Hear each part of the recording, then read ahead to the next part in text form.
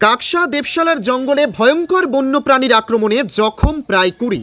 বন দপ্তরের আধিকারিকরা জখমদের পানাগড় স্বাস্থ্যকেন্দ্রে পরে ১২ জনকে দুর্গাপুর মহকুমা হাসপাতালে স্থানান্তরিত করা হলে তাদের মধ্যে একজন পুরুষ ও একজন মহিলাকে হাসপাতালে ভর্তি করা হয়েছে। অন্যজনকে নিয়ে যাওয়া হয় চিকিৎসার জন্য। সেখান থেকে বেশ কয়েকজনকে দুর্গাপুর মহকুমা হাসপাতালে পাঠানো হয়।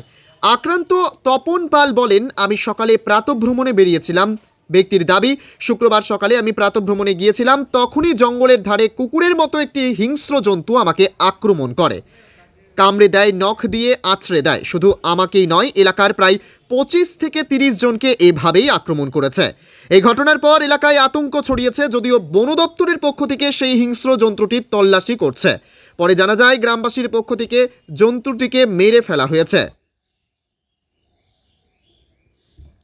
পশ্চিম বর্ধমানের কাকসা থেকে মদন দালালের রিপোর্ট, ডেইলি নিউজ, কলকাতা।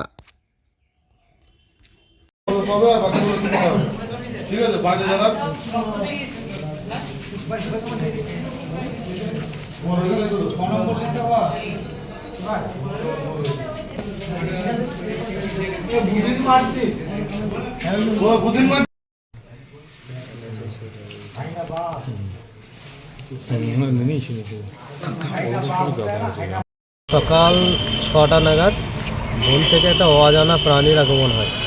আর সেই অজানা প্রাণীটি আমাদের গ্রামের যারা মর্নিং ওয়াক করতে যায় তাদেরকে এবং গ্রামের ভেতরে রাস্তার ধারে দোকানে আমাদের এক বন্ধু শম্ভু মেটে এবং মর্নিং ওয়াক করতে যায় তরুণ পাল, এই দুজনকে আক্রমণ করে এবং মুখে একজনের তরুণদার মুখে আক্রমণ করে এবং মিঠুন মেটের হাতে একটা আঙুল কামড়িয়ে দিয়ে একদম চিবিয়ে খেয়ে নেয়।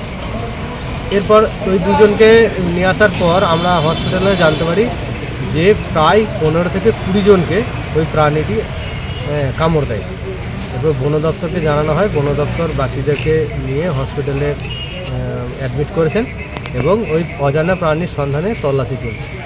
হ্যাঁ, বন দপ্তরের লোক ওখানে পৌঁছে রেঞ্জার বাবু নিজে গেছেন।